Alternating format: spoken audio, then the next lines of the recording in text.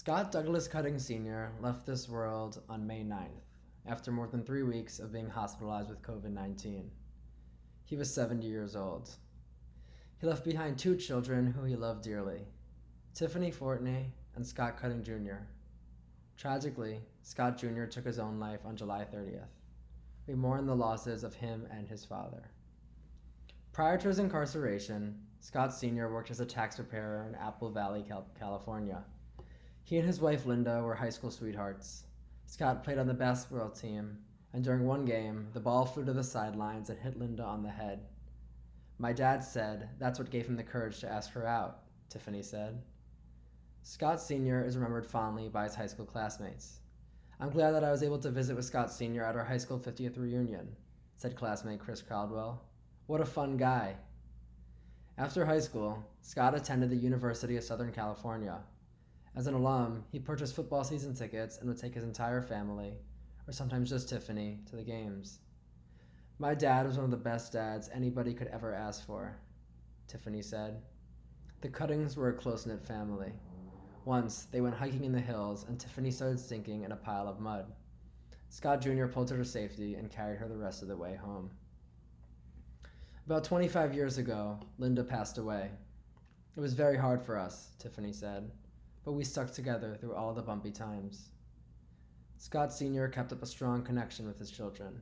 Before he was incarcerated, he spoke to them every day, to Tiffany on the phone and to Scott Jr. in person because the two of them lived close to one another.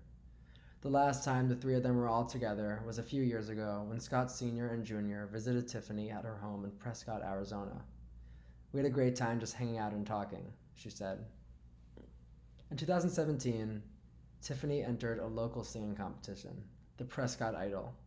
Scott Sr. came out to watch her perform, and Tiffany won first place. Scott was thrilled. He started to cry, and despite Tiffany's modest claims that it was just a local competition, he said it didn't matter and that he was just so proud of her. "One of the best things my dad ever said to me was that I was one of his best friends," Tiffany said. At the time of his death, Scott Sr. was serving a 26-month sentence at Terminal Island, a low-security federal prison in San Pedro, California, that quickly became a hotspot for the coronavirus. More than 66% of the incarcerated people living there contracted COVID-19, and Scott was the 7th to die.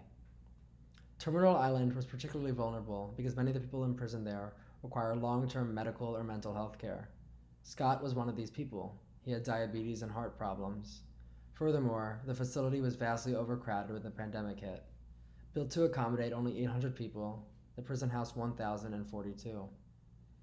Several California members of Congress have demanded investigations into conditions at Terminal Island, and the ACLU filed a lawsuit calling for a substantial reduction to the prison population there. The lawsuit alleges that despite being 70 years old, having pre-existing conditions, and showing symptoms for days, Scott Sr. was not tested for coronavirus until the symptoms were so severe that he had to be placed on a ventilator. In a statement, the ACLU added that the crisis need never to have reached such horrific proportions, but through a series of unconscionable delays, blunders, and failures to follow official guidelines, the situation grew unimaginably worse.